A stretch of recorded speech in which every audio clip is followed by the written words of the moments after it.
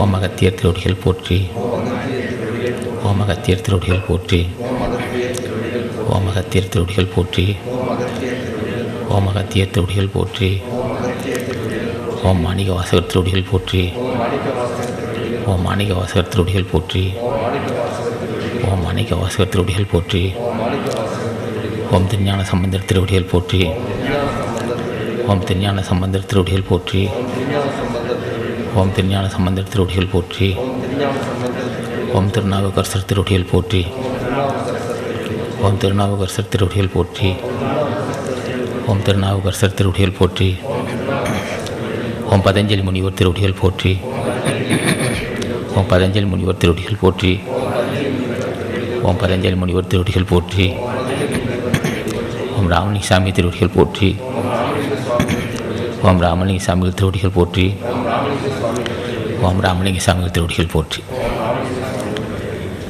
அன்புள்ள பெரியோர்களே, தாய்மார்களே, வணக்கம். இந்த சங்கம் ஞானிகள் திருவடியை பூஜித்து ஆசி பெற வேண்டும் என்று தொடர்ந்து கிட்டத்தட்ட 30 ஆண்டுகளாக பேசி வருகிறோம். ஜீவகாருண்ய ஒழுக்கத்தை ராமலிங்க சாமிகள் சொன்ன நோக்கமே மனித வர்க்கத்திற்கு ஒரு மாபெரும் ஒரு வழிகாட்டியாகும். பசியாற்றக்கூடிய எண்ணம் உள்ளவர்கள் தான் எந்த தடையும் இல்லாமல் வாழ முடியும். புண்ணிய பலம் இல்லை என்றால் வாழ்க்கையில் எதுவும் செய்ய முடியாது. அதுதான் ராமலிங்க சாமிகள் அந்த தேவை உருவாக்கினார். பசியாற்றக்கூடிய எண்ணம் உள்ளவனுக்கு வறுமை வராது. அதே சமயத்தில் புலால் உண்ணுன்ற பழக்கம் உள்ளவர்களும் தொடர்ந்து அன்னதானம் செய்தால் அந்த பழக்கத்திலிருந்து விடுபடுவார்கள். அன்னதானம் செய்ய எண்ணம் உள்ளவர்களுக்கு தான் ஞானிகள் அருள் செய்வார்கள். தினம் பூஜை செய்து வர வேண்டும்.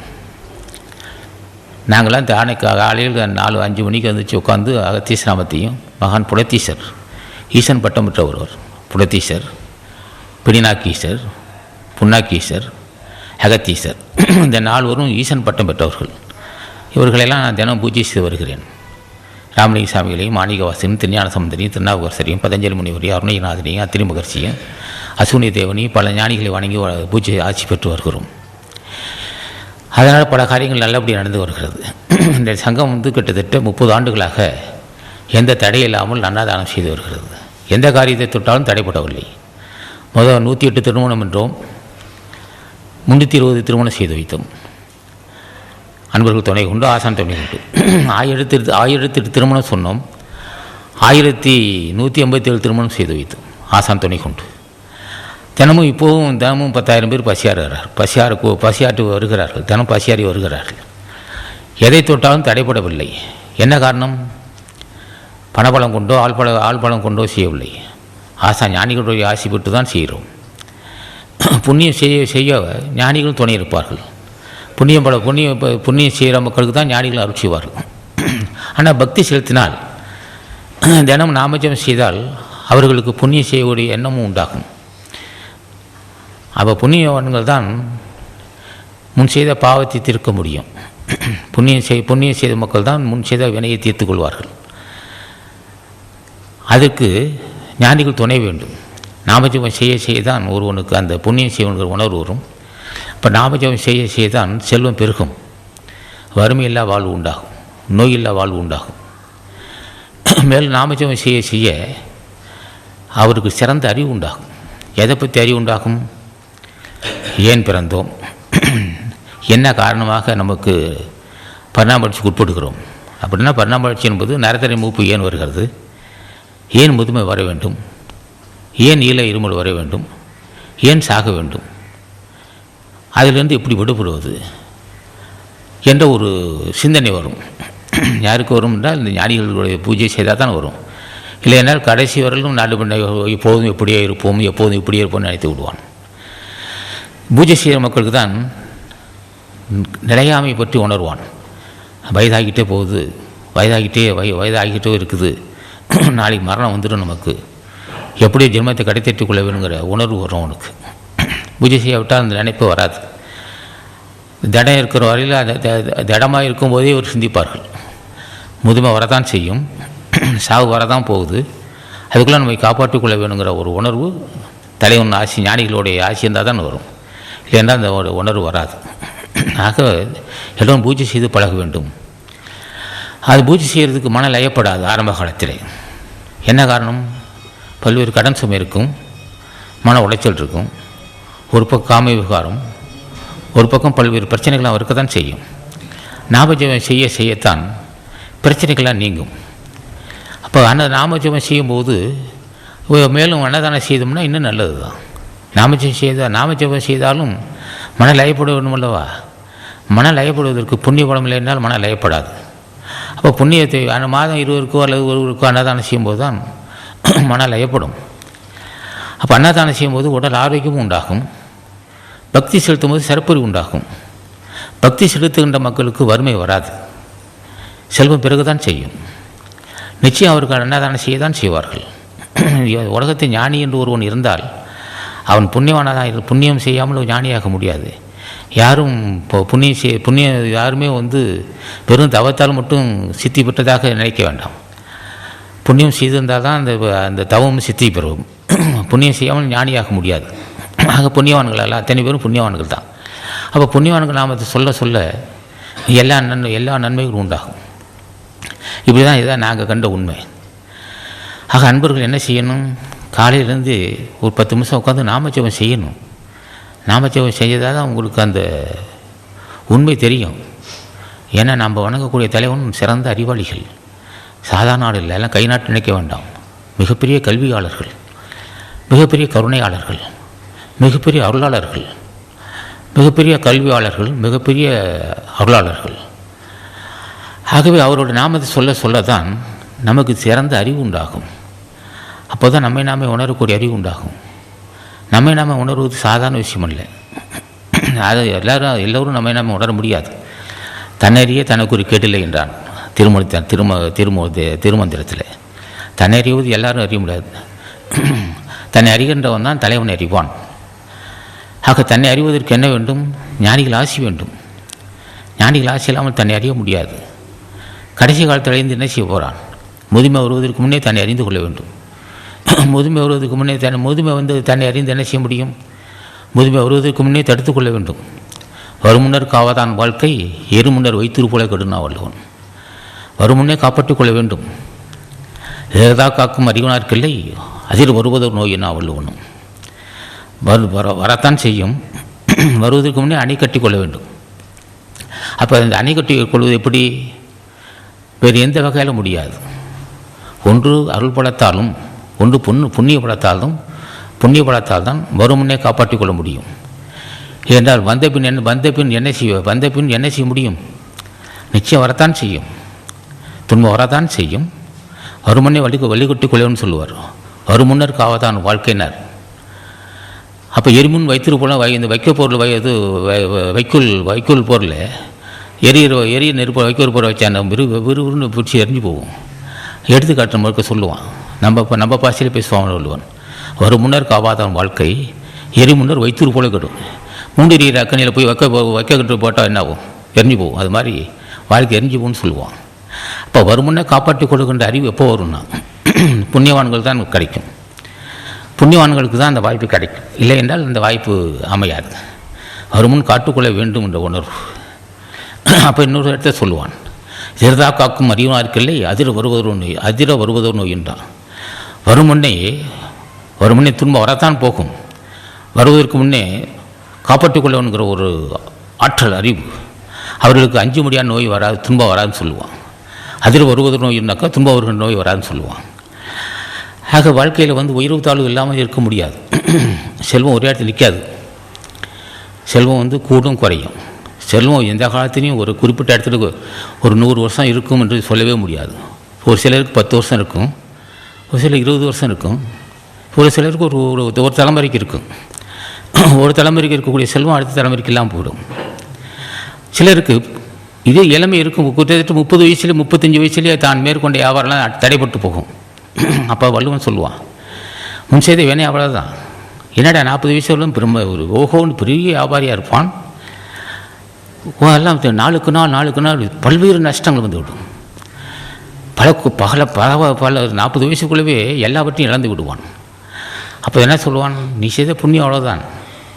எந்த அளவுக்கு புண்ணியம் இருக்கோ அந்த அளவுக்கு செல்வம் இருக்கும். 40 வயசுலேயே சில பேர் ஒன்று இல்லாமல் போயிடுவான். ஓட்டாண்டி ஆகிடுவான். அது மாதிரி நேரும்போது என்ன சொல்லுவான் வள்ளுவன், நீ இந்த நிலைமை தருகிட்டே வருது. நாலா பக்கம் கடன் சுமை வந்துடுச்சு, குடும்பத்து நாளுக்கு நாள் நோயும் வந்துருக்கு, கடன் சுமை வந்துடுது, குடும்பம் சரிஞ்சிக்கிட்டே வருது. அந்த சமயத்தை வள்ளுவன் சொல்லுவான், ஒன்று அன்னதானம் செய்திருந்தால் அது சரியாது. அன்னதானம் செய்கிற மக்களுக்கு குடும்ப சரிவுங்கிற பேச்சே இருக்காது. அன்னதானத்தை மறந்த மக்களுக்கு தான் குடும்பத்தை சரி வரும். அதே சமயத்தில் பக்தி செலுத்த மக்களுக்கு சரி வராது. தினமும் தானங்க எவ்வளோ துன்பம் வந்தால் போதிலும் ஒரு 10 நிமிஷம் செல்வத்துக்கு அதிபதி, அருளுக்கு அதிபதி, ஆற்றலுக்கு அதிபதி, அது யார் தான்? ஆசான் அகத்தீசன். செல்வத்துக்கு அதிபதி, கல்விக்கு அதிபதி, அருளுக்கு அதிபதி, ஆற்றலுக்கு அதிபதி. அப்படிப்பட்ட ஆசானை வணங்கும் போது நம்மளுக்கு குடும்பம் சரி வருமா? வரவே வராது. மனிதவருக்கு என்ன செய்யும்? சிலர் மகிழ்ச்சியாக இருக்கும்போது, செல்வம் இருக்கும்போது கடவுளை பற்றி சிந்திக்க மாட்டான். துன்பம் வரும்போது கடவுள் சிந்திப்பான். அப்போ துன்பம் வரும்போது கடவுள் சிந்தித்து என்ன பயன்? துன்பம் வருவதுக்கு முன்னே சிந்திக்கணும் அல்லவா? துன்பம் வருவதுக்கு முன்னே அணைக்கட்டி கொள்ள வேண்டும். அது முன் செய்த நல்வணி உள்ள மக்கள் தான் சகல செல்வம் இருக்கும்போதே தினம் உட்காந்து தியானம். ஒவ்வொரு வீட்லேயும் பூஜை அறை ஒன்று இருக்கும், அந்த காலத்தை வச்சு கட்டியிருப்பாங்க. காலையில் உட்காந்து பூஜை செய்வான். ஏதோ அவனை இஷ்டத்துக்கு ஏதோ ஒரு பூஜை செய்வான். பூஜை செய்துகிட்டே வந்துக்கிட்டு இருப்பான். உண்மை தெரிஞ்சு பூஜை செஞ்சால் ரொம்ப சிறப்பு தான். தலைவனிருந்து பூஜை செய்கிற மக்கள் தான் உண்மை தலைவனிருந்து பூஜை செய்யணும். சில வீட்டில் பூஜை அறை இருக்காது, அதை பற்றி குற்றம் இல்லை. ஆசநாமத்தை சொன்னாலே அதை பூஜையாக ஏற்றுக்கொள்வார்கள். அப்போ அது பூஜை செய்யும்போது செல்வத்துக்கு அதிபதியாகிய அகத்தீசனையோ அல்லது ராமலிங்க சாமியோ மாணிக்க வாசனையோ திருஞான சம்பந்தரையோ அருணகிரிநாதனையோ பதஞ்சலி முனிவரையோ பூஜை செய்தால் சரிவுங்கிற பேச்சே இருக்காது குடும்பத்தில். முன் செய்த வினை காரணமாக சரிவு வந்தாலும் அந்த சரிவு குறிப்பிட்ட காலத்தில் நீங்கிவிடுமே தவிர வறுமை தொடர்ந்து இருக்க முடியாது. அப்படி ஒரு காலத்தில் வந்தால் வள்ளுவன் சொல்லுவான், யாருக்கு வரும்? புண்ணியம் இல்லாத மக்களுக்கு வறுமை வரும், பக்தி இல்லாத மக்களுக்கு வறுமை வரும். புண்ணியமும் அருள்பலம் இல்லாத மக்களுக்கு தான் வியாபாரம் செய்தால் தடை வரும், நோய் வரும், கடன் சுமை வரும், குடும்பத்தை ஒற்றுமை இருக்காது, முரண்பட்ட குடும்பத்தில் பிள்ளைகள்லாம் ஒருத்தருக்கு ஒருத்தர் கருத்து மோதல் இருக்கும். அந்த குடும்பமும் அமைதி இழந்து கிடக்கும். என்ன காரணம்? புண்ணிய பலம் குறைந்து விட்டது. ஒரு குடும்பத்தில் அமைதி இழந்து கிடக்குதுன்னு சொன்னால் நோய்வாய்ப்பட்டு இருப்பார்கள், கடன் சுமை இருக்கும், குடும்பத்தை ஒற்றுமை இருக்காது, பிள்ளைங்க வச்ச தந்தை பேச்சை பிள்ளை கேட்க மாட்டான். இப்படி ஒரு பல்வேறு குழப்பத்தில் குடும்பத்தில் இருந்துகிட்டு இருக்கும். திருமணம் ஆகக்கூடிய பிள்ளைகள் இருக்கும், திருமணம் ஆக தடைப்பட்டிருக்கும். ஒரு பக்கம் திருமண வயது உள்ள பிள்ளைகள் இருப்பார்கள், திருமணம் தடைப்பட்டிருக்கும். இந்த லட்சணத்தில் கடன் சுமை வந்திருக்கும். விவசாயம் செய்தால் விவசாயம் தடைப்பட்டிருக்கும், வியாபாரம் தடைப்பட்டிருக்கும். அப்படியே நிற்கதியாக நிற்போம். என்ன காரணம்னு கேட்டான். என்ன எவ்வளோ சாமர்த்தியம் இருக்குது, இவ்வளோ கல்வி இருக்குது, ஏன் இப்படி எல்லாவற்றையும் இழந்து நிற்கிறான்னு கேட்டான். புண்ணிய பலம் இல்லை, அவ்வளோதான். தலைவன் ஆட்சி இல்லை அவனுக்கு. அவன் என்ன செய்திருக்கான்? துன்பம் வருவதற்கு முன்னே தன்னை காப்பாற்றிக் கொள்ளவில்லை. அவன் தினம் பூஜை செய்திருந்தால் தலைவன் அருள் செய்வான் அவனுக்கு. சேதம் முன்னே சொல்லியிருக்கோம், தலைவனை பூஜை செய்கிற மக்கள் அருளுக்கு அதிபதியும், செல்வத்துக்கு அதிபதியும், கல்விக்கு அதிபதியும், ஆற்றலுக்கு அதிபதியும், எதையும் தரக்கூடிய வல்லம் உள்ளவர்கள் ஞானிகள். அவர்கள் பூஜை செய்த மக்களுக்கு சரிவு வராது. சரிவு வரும்படி விடமாட்டார்கள் அவர்கள். அவர்கள் என்ன செய்வார்கள்? ஒரு சிலருக்கு தான் தெரியும் பக்தி செலுத்துகிற முறை, ஒரு சிலருக்கே தெரியும். ஒரு சிலருக்கு பக்தி செலுத்தும் முறை தெரியாது, ஒரு சிலருக்கு தெரியும். இப்போ ஒரு சிலர் என்ன செய்கிறார்கள்? பக்தி என்ற பேரில் ஏதோ பொங்கு புளியரை வச்சு சாப்பிட்டு போயிட்டுருக்கான். பொங்கு புளியரை வச்சு அழகாக சாப்பிடுவோம், அதான் பக்தி நினச்சிருக்கான். அல்ல. இப்போ ஞானிகளை வணங்கும் போது, அகத்தீஸ்வரா நீங்கள்லாம் பெரிய மனிதன், நீங்கள்லாம் பெரியோர் ஐயா, திருமணி தேவா, காலாங்கிநாதா, நந்தீஷா நீங்கள்லாம் பெரியோர் ஐயா, எனக்கும் அருள் செய்ய வேணும் ஐயா என்று கேட்கக்கூடிய அறிவு தான் சிறந்த. அதான் பக்தி செலுத்துகிற முறை. இப்படியெல்லாம் சொல்லி நாமத்தை சொல்லாமல் ஏதோ ஒரு பலகாரங்கள் வச்சு பூஜை செய்து சாப்பிட்டா ஏதாவது அது ஒரு அளவுக்கு ஒரு ஆறுதல் கிடைக்குமே தவிர அது பக்தியை ஏற்றுக்கொள்ள முடியாது. இப்படி எல்லாம் கேட்கணும், தலைவனை கேட்டு பெறணும். அப்போ என்ன செய்யணும்? அவன் இப்படி இல்லாத ஒரு நிலைமை சரி, அது வந்துடுச்சு. பக்தி செலுத்தவில்லை, புண்ணியபலம் குறைந்து விட்டது. புண்ணியபலமும் பக்தி இல்லை என்றால் நாளுக்கு நாள் குடும்பத்தில் சரி வரும். அப்போ தான் வள்ளுவன் சொல்லுவான், இவனுக்கு என்ன சொன்னால் இப்படி எடுபடாது. சில பேர் என்ன செய்வான்? பெரிய வியாபாரம் செய்வான், எல்லாவற்றையும் இழந்து விடுவான். அல்லோ இயற்கை சீற்றங்களாலோ வேறு காரணங்களாலோ எல்லாவற்றையும் இழந்து நிற்கதியாக நிற்பான்.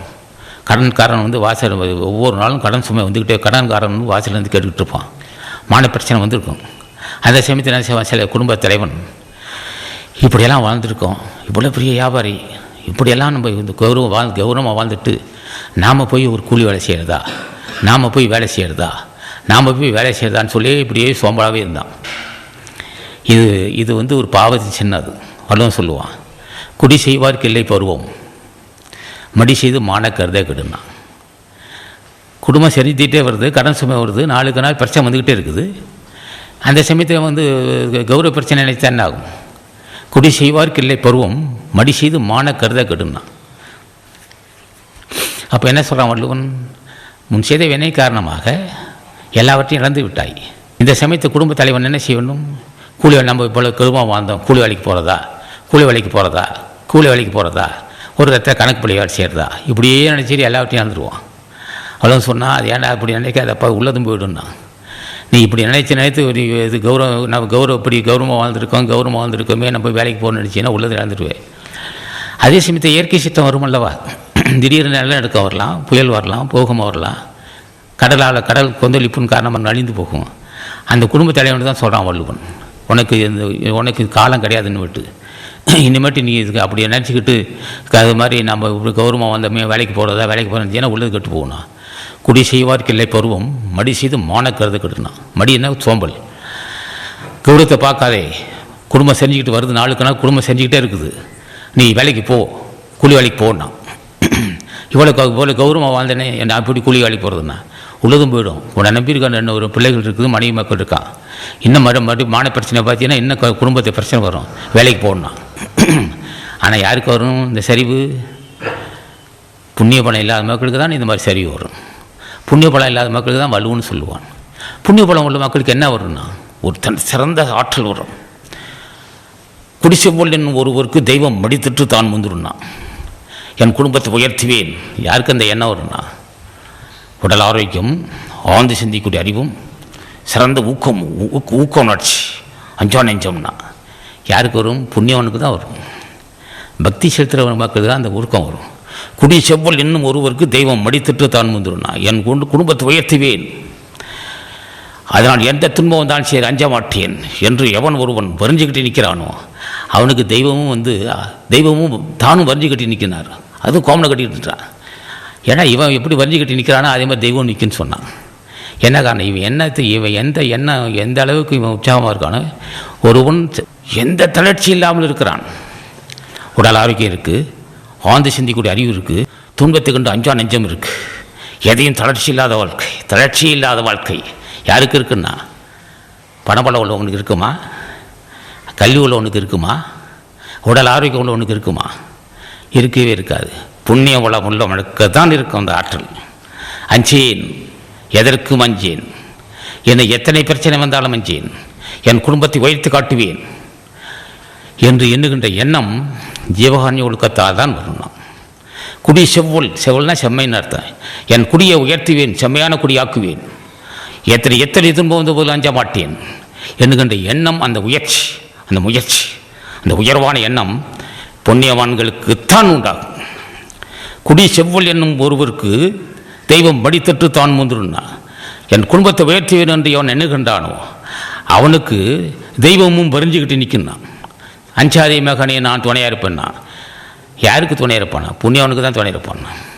இந்த எண்ணம் யாருக்கு வரும்னா, புண்ணியவனுக்கு தான் வரும். தளர்ச்சி வர தளரமாட்டானவன்.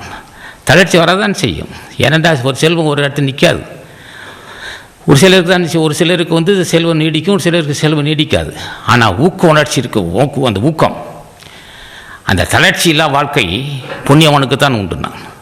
உள்ளம் உடைமை பொருளுடைமை இல்லாத இன்னைக்கு உண்டுனா. பொருளுடைமை ஊக்கம், ஒரு மனிதனுக்கு வந்து ஊக்கம்தான் மிக்க ஊக்கம். அச்சமில்லா வாழ்க்கை, தளர்ச்சி இல்லா வாழ்க்கை, கோழைத்தனம் இல்லா வாழ்க்கை, வீர உணர்ச்சி. எதுக்காக வீர உணர்ச்சினா, எதிரே தாக்குவதற்கல்ல. துன்பத்தை கண்டு அஞ்சா நெஞ்சம். அந்த துன்பத்தை கண்டு அஞ்சா நெஞ்சம் எப்போதுன்னு கேட்டால் புண்ணியவானுக்கு தான் உண்டு. பிரச்சனை வரும், நோய் வரும், கடன் சுமை வரும், பல பிரச்சனைகள் இது முன் செய்த வினையின் காரணமாக வந்து இடையிக்கிட்டே இருக்கும். கொஞ்சம் கூட தட மாட்டான். உள்ளம் உடைமை பொருளுடைமை இல்லாத நீங்கிட்டான். பொருளுடைமை நெல் ஒரு காலத்தில் நிற்கும் இல்லாமல் போகும். ஆனால் ஊக்கம் என்ற ஆக்கம், இந்த ஊக்கம் அஞ்சாத நெஞ்சம், அந்த அஞ்சா நெஞ்சம் தரும். அஞ்சா நெஞ்சம் குடும்ப தலைவனுக்கு வேண்டும். அந்த அஞ்சா நெஞ்சம் தளர்ச்சியில்லா மனம், ஊக்கம், ஆற்றல், தளர்ச்சியில்லா மனம். அந்த மனம் தருவது புண்ணியம்தான்.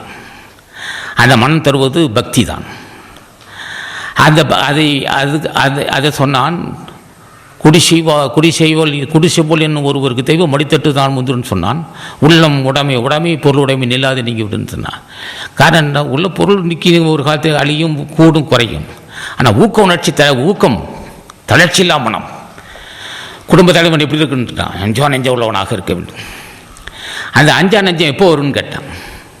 உடல் பலத்தால், ஆள் பலத்தால், பணப்படத்தால் வருது.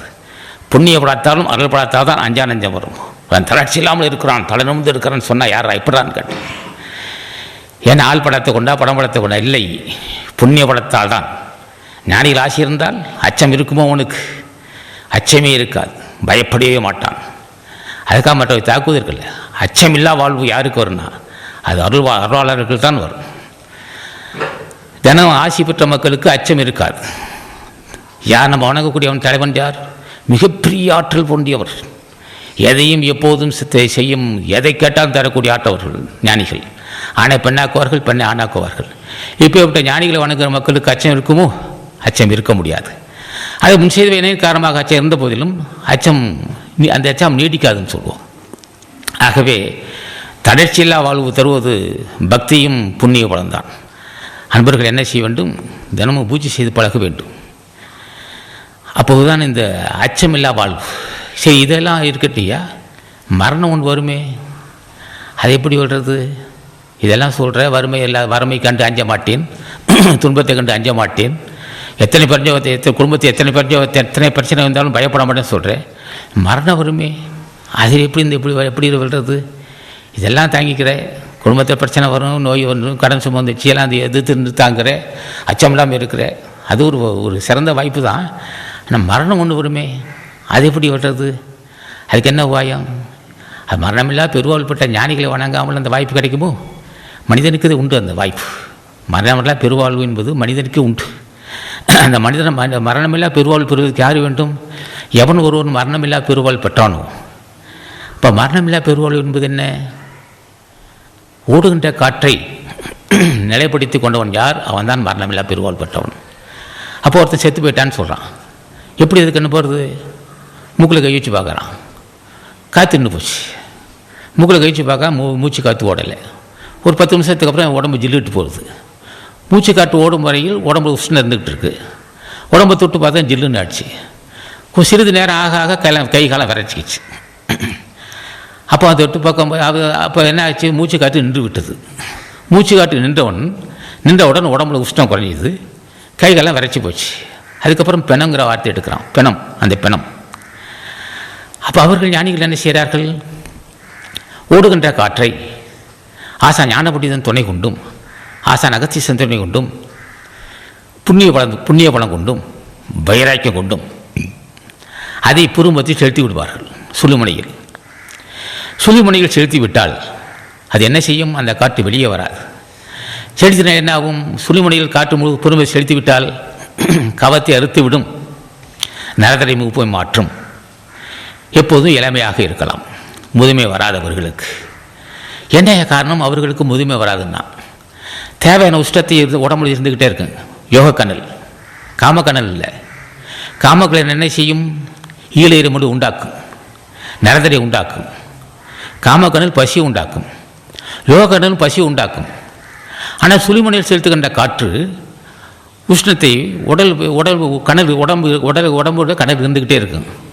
அந்த கணல் என்ன செய்யும்? கவத்தை இருக்கும், நரதரை எப்போதும் நரதரை இல்லாது செய்துவிடும்.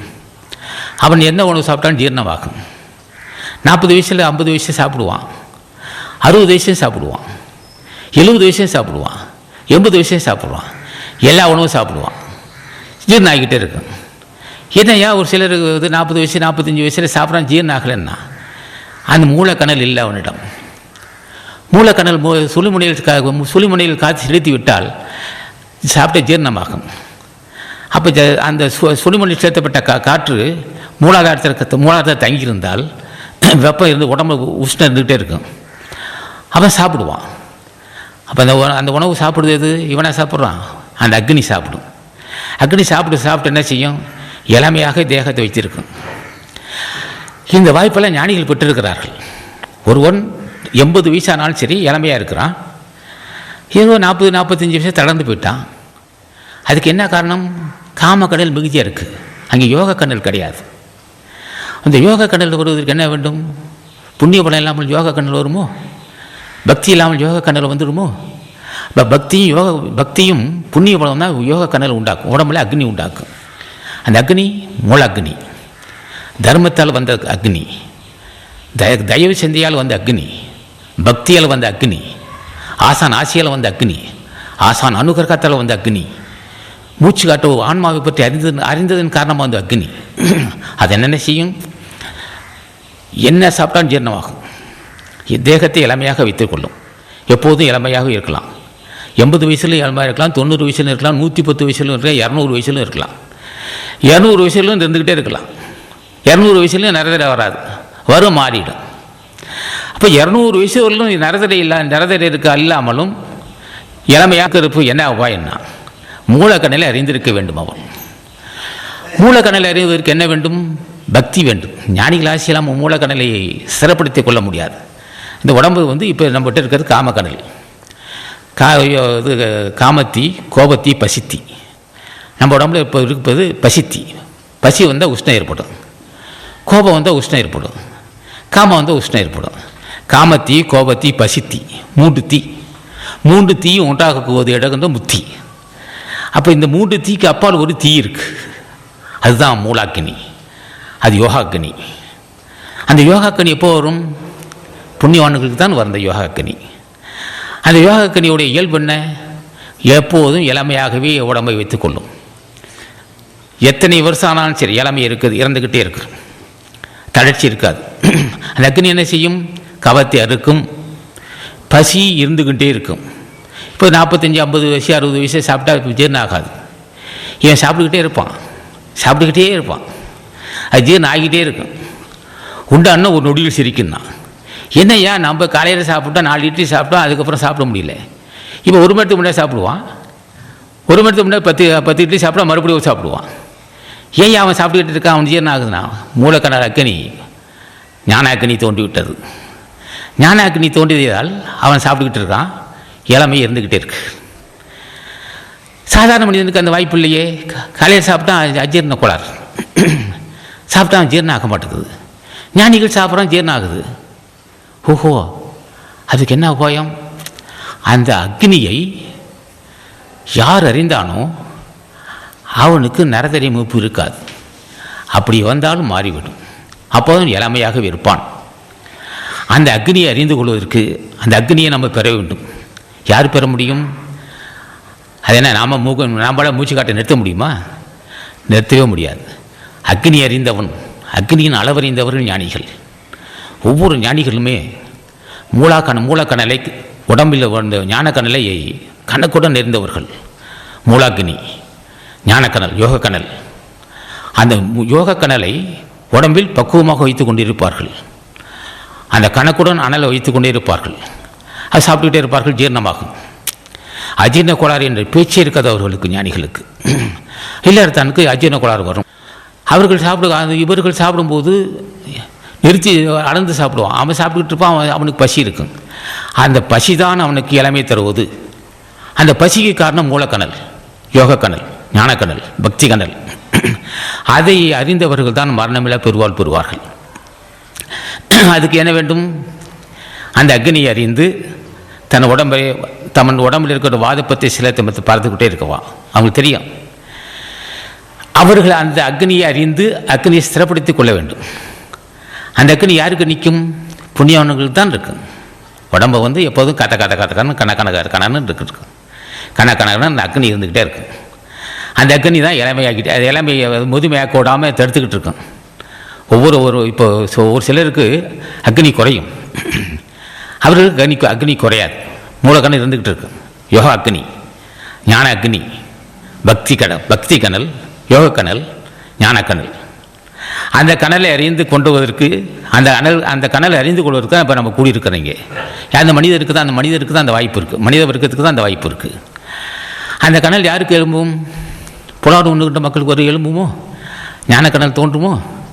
பக்தியன்கள் தோன்றுமோ? யோக கனல் தோன்றுமோ? அருள் கனல் தோன்றுமோ? புண்ணிய கடல் தோன்றுமோ? புனித கடல் தோன்றுமோ? புண்ணிய கனல், புனித கனல், அருள் கனல், அன்பு கனல், தயக்கனல், யோக கனல், ஞானக்கனல், ஆற்றல் பொருந்திய கனல். அந்த கனலை அறிந்து அந்த கனலை பக்குவப்படுத்திக் கொள்கின்ற பக்குவம் புண்ணியவானுக்கு தான் உண்டு. ஏன் இந்த புண்ணியவானுக்கு நம்ம ஆகக்கூடாதோ? நம்மளுக்கு அந்த வாய்ப்பு இல்லையோ? வாய்ப்பு இருக்குது. யாரும் சொல்லித்தரவில்லை, சொன்னால் கேட்பார் இல்லை. என்ன காரணம்? வைராக்கியம் இல்லை. ஏன் வைராக்கியம் இல்லை? தக்க ஆசான் இல்லை. தக்க ஆசான் இல்லாமல் போகவில்லை. நமக்கு நாம் ஒரு கொள்கை, ஒரு வைராக்கியம் இல்லை நம்மிடம் வைராக்கியம் இருந்தால் அந்த வைராக்கியம் எப்போ வரும்? பக்தி செலுத்தினா தான் வரும். காலையில் எழுந்து உட்காந்து ஒரு 10 நிமிஷம் நாமத்தை சொன்னால் தான் வைராக்கியம் வரும். அப்போ ஞானிகள் பூராவும் கனல் அறிந்தவர்கள். ஞானிகள் அருள் கனல், அன்பு கனல், தயக்கனல், யோக கனல், பக்தி கனல், ஆற்றல் பொருந்திய கனல் அறிந்தவர்கள் ஞானிகள். அவர்கள் என்ன செய்கிறார்கள்? கனலை அறிந்து எப்போது இளமையாகவே இருக்க கற்றுக்கொண்டவர்கள், எப்போது இளமையாக இருப்பார்கள். அப்போது தேக கசடு நீங்கும். மூலக்கனல் மூலாதாரத்தில் அக்னி எழுந்தால் தேக கசடு நீங்கிவிடும். கவம் அற்று போகும். தேகத்தில் இருக்கக்கூடிய அசத்துகள் நீங்கிவிடும். அந்த தேகம் எப்போதும் அழியாத தேகமாக இருக்கும். அந்த அழியாத தேகத்தை பெற்றவர்கள் தான் மரணமில்லா பெருவாள் பெறுவார்கள். அப்போ இந்த அழியாத தேகத்தை பெறுவதற்கு என்ன உபாயம்? பக்தியும் புண்ணிய பலத்தால் தான் முடியும். அதான் ராமலிங்க சமையல் பார்த்தார். இவருக்கு என்ன உபாயம்னு கேட்டார். பசியாற்றுங்கள் அப்படின்னார். பசியாற்றக்கூடிய என்ன உள்ள ஒன்றுக்கு இந்த பக்தி தானாகவே வரும். ஜீவகாருண்யமே ஞான விட்டு திறவுன்னு சொன்னார். அப்போ அவர்களுக்கு என்ன செய்கிறான்? என்ன செய்யறான்? பசியாற்றக்கூடிய எண்ணம் வந்து விட்டது. பிறகு அவனுக்கு சுட்டி காட்டினா போதும். பசியாற்றக்கூடிய எண்ணம் வந்துடுச்சு உனக்கு. நீ இனிமேட்டு ராமலிங்க சாமி திருவடி பூஜை செய், மாணிக்கவாசன் ஆசி பெற்றுக்கொள், தின்யா சம்பந்தர், திருநாவுக்கரசர், பதஞ்சலி முனிவர் போன்ற ஆசி ஞானிகள் பூஜை செய்து ஆசி பெற்றுக்கொள்ளலாம். அப்போ புண்ணியவான்களுக்கும் புண்ணியமும் அருள்பலம் சேரும்போது இந்த கனலை அறிந்து கொள்வான். நமக்கு தேவையான கனல் நமக்கு இப்போ இருக்குல்லவா? இப்போ நம்ம இருக்க கனல் எப்படி 98.4 வெப்பம் இருக்கும். இந்த 98.4 எவ்வளோ நாளைக்கு இருக்கும்? கூடுனாலும் ஆபத்து, குறைந்தாலும் ஆபத்து. இப்போ 98.4 அக்னி கூடுனாலும் ஆபத்து. கூடுனா ஜன்னி பிறந்து போகும், குறைந்தாலும் ஜன்னி பிறந்து போகும். கூடுனாலும் ஆபத்து, குறைந்தாலும் ஆபத்து. அதை கணக்காக வைத்துக் கொடுக்கின்ற அறிவு எப்போது வரும்? 98.4 வெப்பம் இருந்துக்கிட்டே இருக்கணும். எப்போ ஏதோரில் இருக்கணும்? 90 வயசில் இருக்கணும், 100 வயசில் இருக்கணும், 110 வயசில் இருக்கணும், 200 வயசில் இருக்கணும். அந்த கனலை அறிந்து கொள்ளுகின்ற ஆற்றல் யாருக்கு கிடைக்கும்? பக்திவான்களுக்கு தான் கிடைக்கும். அவர்கள் தான் சாப்பிட்ட அஜீர்ண கோளாறு என்ற பேச்சே இருக்காது. அது எந்த உணவு சாப்பிட்ணும்? அவர்களுக்குன்னு ஒரு உணவு இருக்குது, ஞானிகளுக்குன்னு ஒரு உணவு இருக்குது. அசைவ உணவு சாப்பிட்டா அவங்களுக்கு ஒத்து வருமா? சைவ உணவு தான் அந்த இது. சைவ உணவு பக்தியும், சைவ உணவும் பக்தியும் தான் மூலக்கனலை அறிந்து கொள்ளுகின்ற அறிவு வரும். மூலக்கனலை அறிந்து கொண்டு அந்த ஞானக்கனல் அக்னி, ஞானாக்னி, மூலாக்னி, ஞானாக்னி, அந்த அக்னியை ஸ்திரப்படுத்திக் கொள்ள வேண்டும். அதுக்கு என்ன வேண்டும்? ரகசியமாக பூஜை செய்து வேண்டும். வெளியே தெரியக்கூடாது. எந்த ஆரவாரம் இல்லாமல் கதவை மூடிட்டு ஒரு திருவிளக்கேற்றி நெய்யை விளக்கு நல்லெண்ணெய் விட்டு திருவிளக்கேற்றி ஒரு வெந்நீர் துணியில் அமர்ந்து சமமான இடத்தில் பத்மாசனம் போல சாதாரண ஆசனம் விட்டு அந்த ஜோதியில் ஜோதியில் அகத்தீசனை நாமத்தை சொல்லி பார்க்க வேண்டும். ஒரு 10 நிமிஷம், ஒரு 5 கண்ணை உத்து பார்க்க கண்ணு வலிக்கும். இப்போ அப்படியே ஜோதியில் பார்த்து அகத்தீஸ்வரா என்றால் அருள் செய்வார்கள். ஒரு 10 நிமிஷம் உட்காந்து விழுந்து 10 நிமிஷம் நாமத்தை சொல்லிவிட்டு சாஸ்தாங்க விழுந்து வணங்கி அடியனுக்கு ஞான சித்திக்க வேண்டும், அதுக்குரிய அறிவும் பரிபக்க வேண்டும், அடியன் யோக கண்ணல் அறிந்து கொள்ள வேண்டும். நீ என்ன அறிந்து கொள்வது? கனல் அறிந்தவன் அவன். உடம்பின் கனல் அறிந்து எப்போதும் கனலை பக்குவப்படுத்தி கொண்டவன் ஞானிகள். சாதாரண நினைக்காதீர்கள். ஞானிகள் எல்லாம் உடம்பை அனலை மூலாக்னியை, ஞானாக்னியை கணக்குடன் வைத்து கொண்டிருந்தவன். அந்த கனல் தான் நரதரி மூப்பு வராது தடுக்கக்கூடியது. அந்த கனல் தான் அஜீர்ண கோளாறே வராது. அஜீர்ணங்கிற பேச்சே இருக்காது. 90 வருஷம் சாப்பிட்டுட்டு இருப்போம். எப்போதும் இளமையாக தேகத்தை வைத்துக் கொள்ளலாமார்கள். அவர் ஞானிகள் அப்போ இப்படி வச்சிருக்கிறார்கள். நீ வணங்கக்கூடிய ஒரு தலைவன் மூலாக்கினியை ஞானாக்கினியை அறிந்தவன், ஞானாக்கினியை கொண்டு தேகத்தை சுட்டு எரித்தவன். ஞானாக்கினி தொண்ணீர் என்ன ஏற்படும்னா நம்ம வஞ்சிக்கக்கூடிய காமதேகத்தை பொசுக்கி விடும். அது மிகப்பெரிய ரகசியம். அது நம்ம வஞ்சிக்கக்கூடிய காமதேகத்தை எரித்து விடும் ஞானாக்கினி. மூலாக்கினி, ஞானாக்கினி, யோகாக்கினி, அது அருளக்கினி, புனிதக்கினி, புண்ணியவான் புண்ணிய அக்னி, அருளக்கினி, பக்தி அக்னி. அப்போ ஞானிகள் பூராவும் பக்தி அக்னி, அது ஞானாக்கினியை அறிந்தவர்கள். நம்ம ஞானிகளை வணங்குகிறோம். நமக்கு அது வழி சொல்லி தருவார்கள். அவர்கள் எப்படி சொல்லுவார்கள்? அப்போ வணங்க வணங்க என்ன கேட்குறான், என்ன நீங்கள் விரும்பி கேட்குறேன்னு கேட்டான். அடியேன் மரணமில்லா பெருவாள் பெற வேண்டும். ஓஹோ, மரணமில்லா பெருவாளுக்கு என்ன வேண்டும்? மூலக்கணலை அறிந்து கொண்டிருக்க வேண்டும். அவன் மரணம் வருவது எப்படி? உடம்பில் அக்னி குறைந்து விட்டது. உடம்பில் அக்னி குறைந்தால் ஈழ இருமல் வரத்தான் செய்யும். உடம்பில் அக்னி குறைந்தால் அஜீரண கோளாறு வரத்தான் செய்யும். இவன் சாப்பிட நினைக்கலாம், அரிசிவன் சாப்பிடுவான், ஜீரணம் ஆகணும் அல்லவா? ஜீரணம் ஆகிறதுக்கு என்ன வேணும்? மூலாக்கினி ஞானாக்கினி வேணும் அல்லவா? அப்போ அந்த அக்னியை அளந்து வைத்து அந்த அக்னியை உண்டாக்குவது யாருன்னு கேட்டான், பக்தி தான். இப்போ ஞானிகள் எல்லாம் அத்தனை பேரும் மூலாக்கினியை ஞானாக்கினியை வளர்த்து கொண்டவர்கள். ஞானாக்கினியின் காரணமாகத்தான் கவத்தை அறுத்தார்கள், காமத்தை அறுத்தார்கள், நரதரை வென்றார்கள், எப்போதும் இளமையாகவே இருக்கிறார்கள். நமக்கு அந்த வாய்ப்பு இல்லை. என்ன காரணம்? அவருடைய திருவடியை நம்ம பூஜிக்கவில்லை. பூஜிக்கிறோம். என்ன கேட்க வேண்டும்? அவர்களை அடியின் மரணமில்லா பெருவாள் பெற வேண்டும். அப்போ மரணத்தை உண்டு பண்ணுவது எது? இப்போ நம்ம நம்ம நம்ம நாம் நாம் என்ன சாப்பிட்டுக்கிட்டு இருக்கிறோம்? நம்மளே சாப்பிட்றோம். பசி கனல். அப்போ பசியை உண்டாக்கக்கூடிய கனல் பசித்தி. பசியை உண்டாக்கக்கூடிய கனல் இருந்துக்கிட்டு இருப்போம். அது குறிப்பிட்ட காலத்தான் இருக்குது. அந்த பசியை உண்டாக்கக்கூடிய அக்னி குறிப்பிட்ட காலத்தான் இருக்கும். 50, 55, 60, 65 வயசான அந்த கனல் குறைய ஆரம்பிச்சிடும். அவன் சாப்பிடுவான், அஜீரண கோளாறு வந்துவிடும். ஆனால் ஞானாக்கினி உள்ளவன் என்ன செய்வான்? 70 வயசு சாப்பிட்டுட்டு இருப்பான், ஜீரணமாகும். அப்போ ஞானாக்கினியை உருவாக்கக்கூடியவன் யார்? ஞானிகள். ஞானாக்கினியை உருவாக்கிய மக்கள் அஜீரண கோளாறு வராது. அஜீரண கோளாறு வராவிட்டால், அஜீரண கோளாறு என்ற பேச்சில்லை, அஜீரண கோளாறு இல்லை என்றால் தேகம் அழியாது, அவர்களுக்கு இளமையாக இருப்பார்கள். அந்த வாய்ப்பு பெற்றவன் தான் கடவுள் தன்மை அடைய முடியும். அந்த வாய்ப்பு எல்லோருக்கும் இருக்குது. யாரும் ஆனால் கேட்கறதில்லை. யாரும் அவங்க கேட்டால் கொடுக்காத அவங்க கேட்டு எதை கேட்டால் அவங்க கொடுப்பாங்க. என்ன வேணும்னு கேட்டான், நான் என்னை அறிய வேண்டும், நான் உன்னை அறிய வேண்டும், நான் என்னை அறிய வேண்டும். என்னை அறியவேன்னு சொல்லும் போதே என் ஆன்மாவை அறிய வேண்டும். நான் என்னை அறியன்னு சொல்லும் போதே என் உடம்பின் கனலை அறிய வேண்டும். என் உடம்பின் கனலை அறிந்தாலே அந்த கனல் எவ்வளோ நாளைக்கு இருக்க வேண்டும், எப்படி இருக்க வேண்டும், என்ன செய்ய வேண்டும் எனக்கு தெரிய வேண்டும். அப்போது அதுக்கு அந்த கனலை அறிந்தவன் தான் மரணமில்லா பெருவாள் பெறுவான். இப்போ ஒரு மனிதன் மரணமில்லா பெருவாள் பெறுவதற்கு என்ன வேண்டும்னா கனல் மூலாக்கினி பற்றி அறிந்திருக்க வேண்டும் அவன். அப்போ மூலாக்கினி அறிந்து கொண்டவன் தான் மரணமில்லா பெருவாள் பெறுவான். அப்போ அதுக்கு என்ன வேண்டும்னா ஞானிகள் ஆசி வேண்டும். அப்போ என்ன செய்யும்? இந்த கனல் முன்னே சொல்லியிருக்கிறேன். அந்த கனல் என்ன செய்யும்? காமத்தை அறுக்கும். நம்ம எஞ்சிக்கு காமத்தேகத்தை நசித்துவிடும், நரதரை மூப்பிலம் செய்துவிடும். அதே சமயத்தில் இந்த தேகத்தை பல கோடி யுகத்துக்கு வைத்திருக்கும். இந்த வாய்ப்பு மனிதனுக்கு இருக்குது.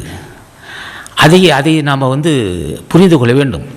அதுக்கு தான் சொன்னார் ராமலிங்க சாமி ஜீவகாரணி ஒழுக்கத்தை உருவாக்கினார். இவனுக்கு எப்படி அந்த அறிவு வரும்னா, பசியாற்றக்கூடிய எண்ணெயில் அவனுக்கு அந்த வாய்ப்பு இல்லைன்னு சொன்னார். சரி, அப்போ பசியாற்றக்கூடிய எண்ணெய் உள்ளவனுக்கு தான் புலால் உண்ணுகின்ற பழக்கம் வராது. அப்போ ஒரு உயிரை மற்ற உயிர்களுக்கு மகிழ்ச்சி உண்டு பண்ணணும். மற்ற உயிர்கள் மகிழ்ச்சி உண்டு பண்ணும்போது இவனுக்கு இயல்பாகவே அந்த மகிழ்ச்சி தானே வரும். மற்ற உயிர்களை அல்லற்போடு சேர்ந்து மற்ற உயிர்களுக்கு துன்பம் செய்கிறவன் நிச்சயம் தான் துன்பப்பட வேண்டிய வரும். அப்போ மற்ற உயிர்கள் நீடு வாழ வேண்டும் என்று நம்மளை நினைக்க வேண்டும். மற்ற உயிர்கள் எல்லாம் இவன் நீடு வாழ வேண்டும், இவன் நீடு வாழ வேண்டும் நினைக்க வேண்டும். அட பாவி இப்போ சில பேர் என்ன செய்வான்? மனைவியை குடும்பம் செய்வான், நன்றி மறப்பான். நன்றி மறந்த பாவிகள் நரகத்து போயிடுவான். தக்க சமயத்தை கடன் கொடுத்து உதவுவான், அதை மறந்துவிட்டு அவனுக்கு தீமை செய்வான். அபகாரம் நிந்தைப்பட்டு உழலாது என்னார் அருணகிரிநாதர். எவன் ஒருத்தன் மனமோது உதவி செய்கிறானோ அவனுக்கு தீமை செய்வான். அபகாரம் நிந்தைப்பட்டு உழலாது என்பார் அருணகிரிநாதர். அப்போ நன்றி மறப்பதாலும் வினை சொல்லும். ஆக ஒருவன் நம்மை பாவின்னு சொல்லக்கூடாது. நம்ம யாரும் பாவின்னு சொல்ல பல பேர் நம்ம பாவின்னு சொன்னாவே நீ யாரும் நரகத்துக்கு நம்ம தேடி போகல, நரகம் நம்ம நோக்கி வந்துக்கிட்டே இருக்குன்னு அர்த்தம். அப்போ ஆசானை கேட்கணும், அடியன் பாவியாக அதற்கு அருள் செய்ய வேண்டும், அடியன் பாவியாக அதற்கு அருள் செய்ய வேண்டும். அதுக்கு என்ன உபாயம்னா, நான் எல்லோரும் அன்பாக நடந்து கொள்ள வேண்டும், எல்லோருடன் நான் அன்பாக நடந்து கொள்ள வேண்டும், எல்லோரும் அன்பாக நடந்து கொள்ள வேண்டும். அடியனை பாவி என்று யாரும் சொல்லாது இருக்க வேண்டும்.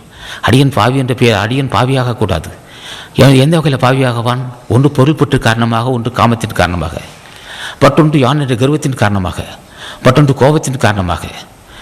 ஆக யான் என்ற கர்வத்தாலும், மிகுதி கோபத்தாலும், பொல்லாத காமத்தாலும், அன்னைக்கு இன்னும் முன் செய்த வினையின் காரணமாக பலருக்கு இடையூறு செய்ய ஆரம்பிச்சிருவான். அப்போ என்ன செய்ய ஆசானை? நான் எல்லோரும் மடமகிழும்படி அடியை நடந்து கொள்ள வேண்டும், எல்லா உயிரோடு அன்பாக நடந்து கொள்ள வேண்டும், எல்லோரும் மகிழும்படி நான் அடியை நடந்து கொள்ள வேண்டும், என்னை பாவி என்று யாரும் சொல்லாதிருக்க நீ அருள் செய்ய வேண்டும். சந்தர்ப்பமே வரக்கூடாது, என்னை யாரும் பாவி என்று சொல்லக்கூடாது, எல்லோரும் புண்ணியவான் சொல்ல வேண்டும், எல்லோரும் என்னை புண்ணியவான் சொல்ல வேண்டும் என்று கேட்க வேண்டும் ஆசானை. நல்ல வேண்டுகோள் இது. எல்லோரும் என்னை புண்ணியவான் சொல்லணும், என்னை பாவின்னு சொல்லக்கூடாது. என்னை பாவின்னு எல்லோரும் சொன்னால் எல்லா ஆன்மாக்களும் இவன் பாவி பாவி பாவி பாவின்னு சொன்னால் நான் அறியாமலே நரகத்துக்கு போயிடுவேன். என்ன காரணம்? அந்த ஆன்மா அல்லல் படுது. அட பாவி, என்னை இப்படி பேசிட்டானே, அட பாவி இவ்வளோ உதவி செஞ்சனே, என்னை இப்படி இடையில் பேசிட்டானே பாவி, இப்படி அவன் அந்த ஆன்மாக்கள் அல்லல் பட இவன் ஆன்மாக்கள் மாசுபடும். இந்த ஆன்மா மாசுபட அறிவு வேலை செய்யாது, மூர்க்கத்தனம் தான் மிஞ்சி நிற்கும் அவனுக்கு. அப்போ என்ன செய்கிறான்? அப்போ ஞானிகளை வணங்கும் போது அடியன் பாவி என்று அடியன் பாவியாக இருக்க வேண்டும், அடியன் பாவியாகக்கூடாது, அடியன் புண்ணியவனாக வேண்டும், அடியன் புண்ணியவனாக வேண்டும் கேட்டுடுறான். அப்போ புண்ணியவனாக வேண்டும் சொல்லும்போது எல்லா உயிர்களும் மகிழ்ச்சி அடையுது. எல்லா உயிரும் மகிழ்ச்சி அடைய முடியும், நடந்தால் தான் புண்ணியவனாக முடியும். புண்ணியவான் யாருன்னு கேட்டால் மற்ற உயிர்களுக்கு மகிழ்ச்சி உண்டு கொண்டான் புண்ணியவான். மற்ற உயிர்கள் அல்லல்பட செய்கிறவன் புண்ணியவனாக இருக்க முடியுமா? மற்ற உயிர்கள் அல்லல்பட செய்கிறான். எந்த வகையில்? காமத்தால், பொருள்வரியால், யான் என்ற கர்வத்தால், ஆள்படையால், உத்தியோக திமிரால், இப்படி இதனால் ஒருவன் பாவியாவான். ஒரு பெரிய கோடீஸ்வரனாக இருப்பான், ஒரு ஏழையிலையும் உட்காந்து பேசிடுவான். அவன் இடையில பேசுகிறானா அப்படி அவனை குடும்பத்தையும் நாசப்படுத்திடுவான் அவனை. அப்போ என்ன செய்கிறான்? அந்த ஏழை அவன் அறியாமலே பேசிட்டு போகிறான். நம்ம ஞானிகள் ஆசி இருந்தால் பேசிட்டு போகிறான் போடான்டுவான். ஞானிகள் ஆசி இருந்தால் பேசிட்டு போகிறான் நட்டான்ட்டுருவான். இல்லை என்றால் கோபம், அது அந்த வன்மனம் வந்துடும். அங்கே அந்த மன்னிக்கு மனப்பான்மை எப்போ வரும்னா ஞானிகள் ஆசி இருந்தால் தான் வரும். அப்போ மன்னிக்கு மனப்பான்மை வரும்போது இயல்பாகவே அவன் நிலை உயர்கிறான் என்று அர்த்தம். பள்ளிக்கு பள்ளி வாங்குது, எடருக்கு பள்ளிக்கு பள்ளி என்று அவனை தன்னை எடர்கின்றவன் அவமானம் பேசுகிறான்னு சொன்னால் பேசிட்டு போகிறான் பேசிட்டு போகிறான் நம்மளுக்கு நட்டமான்றான்.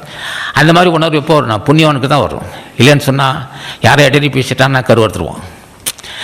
அந்த மாதிரி கொனைக்கேடு எப்போ யாருக்கு இருக்கும்? அந்த மாதிரி பேசிட்டு போகிறான், முன் செய்து வினைக்கார பேசிட்டு போகிறான் அப்படி நினைக்கிற அறிவு புண்ணியவனுக்கு தான் இருக்கும். இல்லைன்னு சொன்னால் ஆள் படம் இருக்குது, பணப்படம் இருக்குது, உத்தியோகத்தை இது சொன்னால் இது நடக்கும், புறாவன்னுருவான். ஆள் படம் இருக்கும், பணப்படம் இருக்கும், பிடிச்சான்னா அப்புறம் அந்த மாதிரி யாரும் இடையில பேசினானாக்கா அவனை வச்சு ஆள் வச்சு ஆளை அடித்து கொண்டு விட்டுவானுங்க. அது விளைவு இப்படி இருக்கும், பாவி என்ற படம் எடுப்பான். அப்போ என்ன செய்யணும்? ஆசானை, என்னை யாரையும் இடையே பேசினாலும் சகித்து கொடுக்கின்ற பண்பு எனக்கு வேண்டும். ஆசானை கேட்கணும், என்னை முன் செய்த வினை காரணமாகவோ அது பொறாமை காரணமாகவோ யாரையும் இடையே பேசினா சகித்து கொடுக்கின்ற பண்பும் மன்னிக்கின்ற மனப்பான்மை எனக்கு வேண்டும். இடருக்கு செய்யக்கூடாது, இடருக்கு செய்து நான் பாவியாக இருக்கணும் என்று கேட்க வேணும் ஆசானை. அப்போ இதெல்லாம் ஆசானை கேட்டுக்கிட்டே வரணும். அடியன் பாவியாக இருக்க வேண்டும், நான் புண்ணியவனாக வேண்டும். முன்னமே சொல்லியிருக்கேன், புண்ணியவான் என்றாலே பல ஆன்மாக்கள் மகிழ்ச்சி அடைய செய்கிறான் என்று பொருள். பல ஆன்மாக்கள் மகிழ்ச்சி அடையுது இவனால், இந்த ஆன்மாவை இவனால் பல ஆன்மாக்கள் மகிழ்ச்சி அடைந்தால் புண்ணிய செயல்.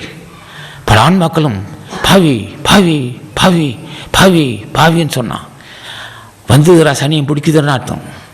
என்னடா காரணம்னா, இந்த பல பேரும் பாவி பாவி பாவி பாவின்னு சொன்னால் அறிவே மங்கி போயிடும்.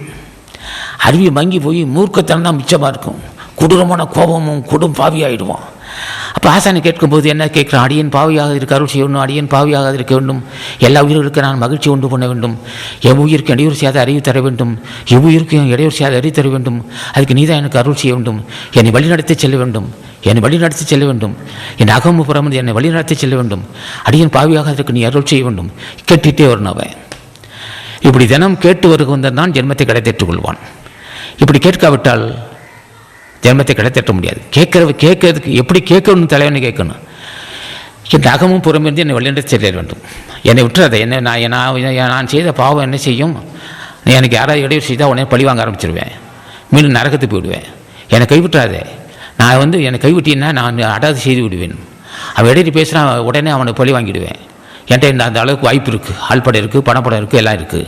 இடையில பேசினா உடனே பழி வாங்கிடுவேன். என்னை விட்டுறாதே. என்னை தடுத்து ஆட்கொள்ளணும். என்னை தடுத்து ஆட்கொள்ள வேண்டும். என்னை வழிநடத்தி செலவுன்னு கேட்கணும் ஆசானே. இப்படியெல்லாம் கேட்டு தினமும் கேட்டணும். அப்போ எந்த அளவுக்கு அவன் உருகி இருக்கணும்? தினமும் ஞானிகள் தொடர்பு இருக்கணும்.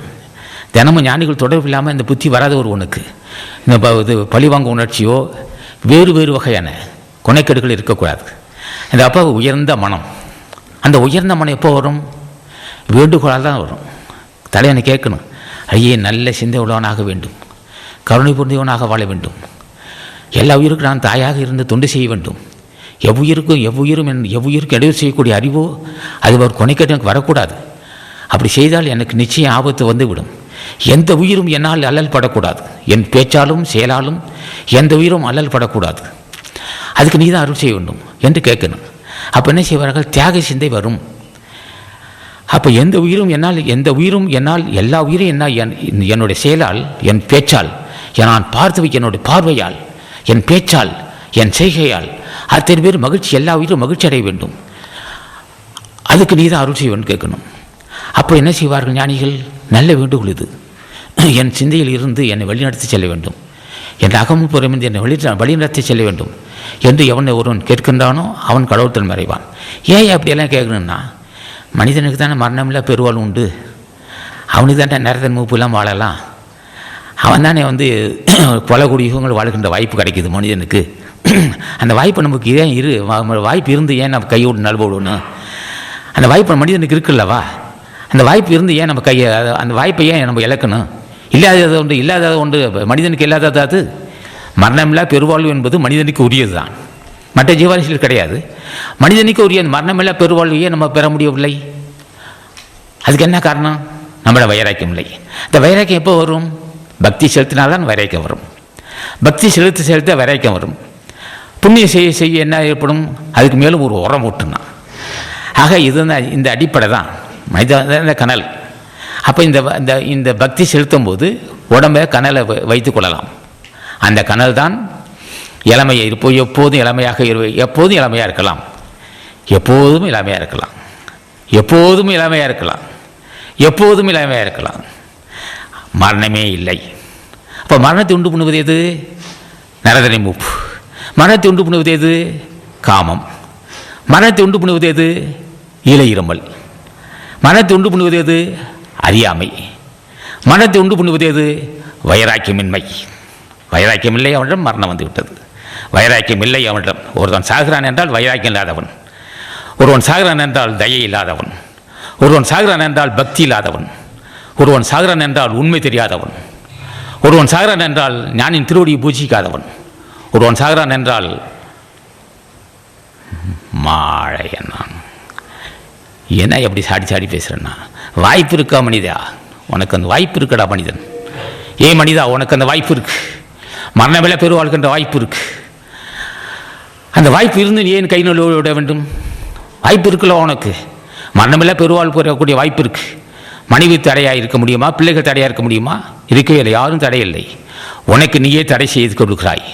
என்ன காரணம்னா, காலையில் 5 மணிக்கு எந்திரிச்சு பூஜை செய்தால் மனைவி தடுப்பாலோ பிள்ளைக்கு தடுப்பானோ உன்னை யாரும் அவன் தடுப்பார். அப்பா பூஜைக்கு போயிருக்காரு, சத்தம் போடான்னு சொல்லிவிடுவா பிள்ளைகிட்ட. 1000 சத்தம் அவன் போட்டுக்கிட்டு இருப்பான். உனக்கு என்ன நட்டான்? பிள்ளைங்க சத்தம் போட்டு தான் இருக்கான். உன் கடமை நீ செஞ்சுக்கிட்டு அப்பாட்டு வீட்டில் சத்தம் போட்டுருக்கான், தடாப்படான்னு சத்தம் போட்டுக்கிட்டே இருப்பான். நீ உட்காந்து நாம சொல்லிக்கிட்டே இருக்கு. நீ எடுத்து ஜென்மம் உன்னோட ஜென்மத்தை நீ காப்பாற்றிக்க. சத்தம் இல்லாமல் இருக்க முடியுமா? சத்தம் இருக்க தான் செய்யும். வீட்டில் பிள்ளைங்க சத்தம் போட்டுக்கிட்டு தான் இருக்கும். அதே வீட்டில் ஒரு பிரச்சனை இருந்துக்கிட்டு தான் இருக்கும். நீ தனியாக இருந்துக்கிட்டு என்ன செய்யணும்? கும்பலே இருக்கிறையா, கும்பலே இருக்கிறான். பூஜை அவசியம் இல்லைடா. பூஜை தேவையில்லை. பூஜை அறையுங்கிற அவசியம் இல்லை. மணி கூட்டு இருக்கிறான், மக்கள் இருக்கிறான், பேசிகிட்டு இருக்கிறான். உள்ள மானம் சொல்லிக்கிட்டு இருக்கா, அகத்தீஸ்வரா அகத்தீஸ்வரா அகத்தீஸ்வரா அகத்தீஸ்வரான். என்ன ஆச்சரியம், கும்பலே இருக்கிறான், மணியம்புக்கிட்டு இருக்கிறான், மக்கள் இருக்கிறான், கும்பலில் வேலை செஞ்சுக்கிட்டு இருக்கிறான், அகத்தீஸ்வரான்னு என்ன என் நோக்கம்னு கேட்டான். இந்த கும்பலே இருந்துக்கிட்டு இருக்கிறான், ஆனால் உன் நாமத்தை சொல்லிட்டு இருக்கிறான். நோக்கம், நீ பெற்ற அந்த மூலக்கடலை நான் பெற வேண்டும், நீ பெற்ற அந்த ஞானக்கடலை நான் பெற வேண்டும், நீ பெற்ற அந்த மூலாக்கனியை நான் எழுப்ப வேண்டும், நீ பெற்ற அந்த இடைகளையும் பின்களையும் சுழுமணி செலுத்தி வெற்றி கண்டாயா இல்லல்லவா, அதே மாதிரி அடியன் வெற்றி காண வேண்டும். அப்போ பக்தி செலுத்துறவங்க தான் இடைகளையும் பெண்களையும் அறிய முடியும். பக்தி செலுத்துறவங்க தான் இடைகளையும் பெண்களையும் சேர்த்து புருமத்தை செலுத்த முடியும். புருமத்தை செலுத்தி விட்டால் அந்த கனல் உடல் மூலாக்கினி கணக்காக இருந்துக்கிட்டே இருக்கும். அந்த கனலை நடைபடுத்திக் கொள்ளுதல், அந்த கனல் மீறக்கூடாது, பொங்காமல் பார்த்துக்கொள்ள வேண்டும், மிகுதியாகாமல் பார்த்துக்கொள்ள வேண்டும். நீ என்ன பார்த்துக்கிறது, அவனை பார்த்துக்கிறான். யார் பார்த்துக்கிறான், தலைவன் பார்க்குறான்.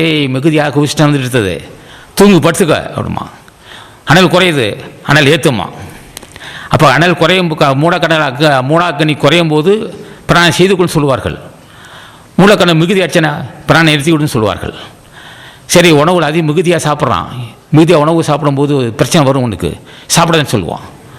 சோட்டிலே ஆசை சூழ்நிலை ஒருவன் துண்டு தவம்னா சுருங்கி, சூட்டிலே ஆசை சூழ்நிலை ஒருவன் துண்டு தவம்னா சுருங்கி ஆற்றிலே கரைத்த புடியன போகும் என்று அறிஞர்கள் உரைத்தது சிறுன்னு சொல்லுவார் ராமலிங்கசாமி. சோறு அதிகமாக உணவு மிகுதியாக சாப்பிடுவது என்ன இருப்புனா மூலாக்கனி குறைய ஆரம்பிச்சிடும்.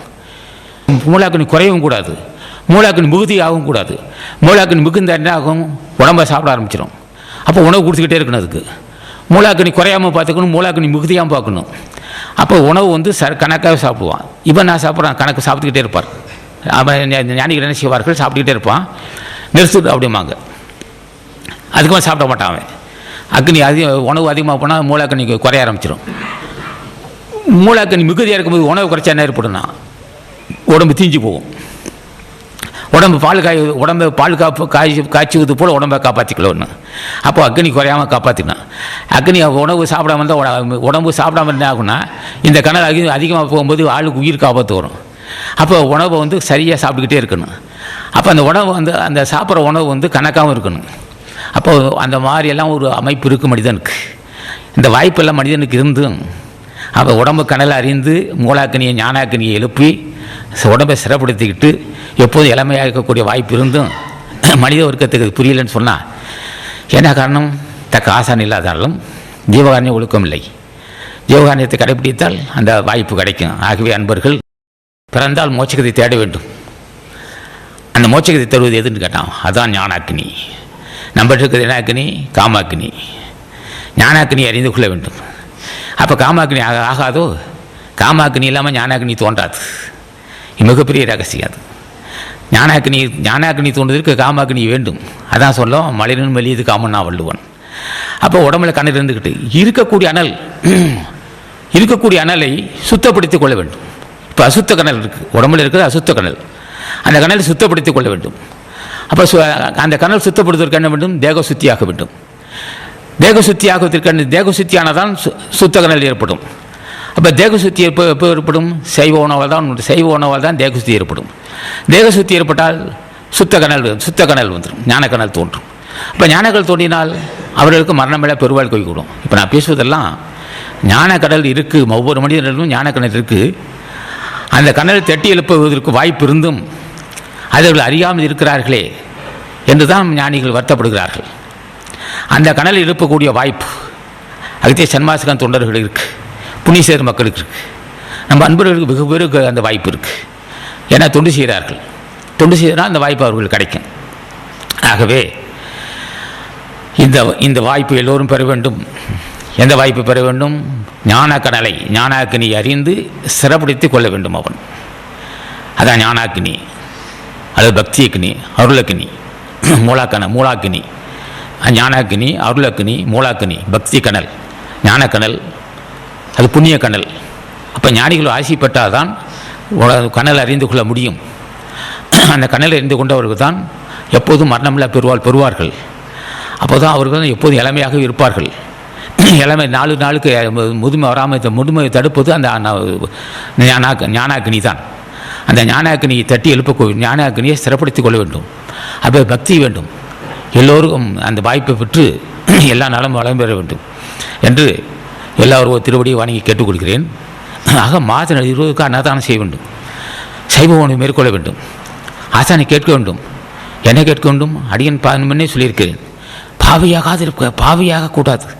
ஒருவனை பாவியாக்குவது பொருள்பட்டு தான், ஒருவனை பாவியாக்குவது பொல்லாத காமந்தான், ஒருவனை பாவியாக்குவது கொடும் கோபந்தான், இப்போ ஒருவனை பாவியாக்குவது யான் என்ற குருவன் தான், ஒருவனை வஞ்சிக்கிறது இந்த குணைக்கேடு தான். அப்போ ஆசானை கேட்டு அந்த குணைக்கடை நீக்கிக்கணும். குணைக்கேடு இருக்கிறவனுக்கு யோக கணல் தோன்றாது. குணைக்கேடு இருந்தால் காமக்கணல் தான் மிகுதியாக இருக்கும். காமக்கணல் மிகுதி இருந்தால் என்ன ஆகும்? குறிப்பிட்ட அளவுக்கு மேலே காமக்கடல் நம்மளை வஞ்சிக்காது. காமக்கடல் நம்ம வஞ்சிக்க முடியாது. ஞானக்கடல் நம்ம கை தூக்கி விடுவது. காமக்கடல் நம்ம வஞ்சிக்கும், ஞானக்கடல் நம்ம கை தூக்கி விடும். அந்த ஞானக்கடல் என்ன செய்யும்? தேக சுத்தி செய்யும், உள்ளே அமிர்தபான சிந்தை செய்யும். அமிர்தபான சிந்தை செய்து நரத்தரையை மூப்பை மாற்றிவிடும். பல கோடி யுகங்கள் வாழ செய்யும். வாழ வைக்கக்கூடிய ஆற்றல் ஞானக்கணலுக்கு உண்டு. அதை தட்டி எழுப்பதற்கு தான் ஜீவகாணி ஒழுக்கம்னு ராமலிங்க சாமி கொடுத்தார். அப்போ ஞானிகள் திருவடியை பூஜை செய்த மக்களுக்கு தான் ஞானக்கணல் அறிந்து அந்த கணலை கணக்குடன் வைத்துக் கொள்வார்கள். இல்லை என்றால் அந்த ஞானக்கணல் அறிய முடியாது, மூலாக்கனி அறிய முடியாது, ஞானக்கணல் அறிய முடியாது, ஜென்மத்தை கடைத்தட்ட முடியாது. ஆகவே நாம் அன்பர்கள்லாம் தியானம் செய்து பழக வேண்டும். மாதம் 20க்காவது அன்னதானம் செய்ய வேண்டும், சைவ உணவை மேற்கொள்ள வேண்டும், இனிமையாக பழக வேண்டும். எல்லோரிடமும் இனிமையாக பழக வேண்டும். தூய மனசு வேண்டும். தூய மனம் எப்போ வரும்? தலைவன் ஆட்சி இல்லாமல் வருமோ? மனம் தூய்மை ஆகிறதுக்கு சாதாரண விஷயம் இல்லை. அது தலைவன் ஆட்சி இருக்கணும். மன தூய்மை தான் மூலக்கணல் தட்டி எழுப்பதற்கு மன தூய்மை தான் முக்கியம். அந்த தூய்மை தருவது ஞானிகள் ஆட்சி தான். புண்ணியமும் அருள் பலம் தான் மன தூய்மை தரும். ஆகவே மன தூய்மையே மூலக்கணல் தட்டி எழுப்பதற்கும் மூலக்கணல் அறிவதற்கும் அதை சிறப்படுத்திக் கொள்வதற்கும் வாய்ப்பு தரும் என்று சொல்லி, இது நேர வரையிலும் செல்வி ஹேமா அவர்கள் மகான் அருட்பெருஞ்சோதி ஆண்டவர் ராமலிங்க சாமிகள் வகுத்த ஜீவகாணி ஒழுக்கத்தை 10 பக்கத்தை பாராயணம் செய்தார்கள். அவர்களும் அவர்களை சார்ந்தவர்கள் நீடு வாழ என்று வாழ்த்துகிறேன். இதுவரையிலும் மூலக்கணலை பற்றி பேசியிருக்கேன். மூலக்கணல் என்றேன், ஞானக்கணல் என்றேன், அருள் கணல் என்றேன், அன்பு கணல் என்றேன், தய கணல் என்றேன், ஆற்றல் புரிந்திய கணல் என்றேன், பக்தி கணல் என்றேன். இந்த கணலை அறிந்து அவர்கள் அந்த கணலை சிறப்படுத்தி ஜென்மத்தை கடத்தி கொள்ள வேண்டும் என்று கேட்டுக்கொள்கிறேன். ஆகவே இது நேரம் வரையில் நான் போதிய கல்வியில்லாதவன். நான் பேசிய சில தவறு இருக்கத்தான் செய்யும். கட்டுணர்ந்த பெரியவர்களும் தாய்மார்களும் பொறுத்துக்கொள்ள வேண்டும் என்று திருவடியை பணிந்து முடிகிறேன். வணக்கம்.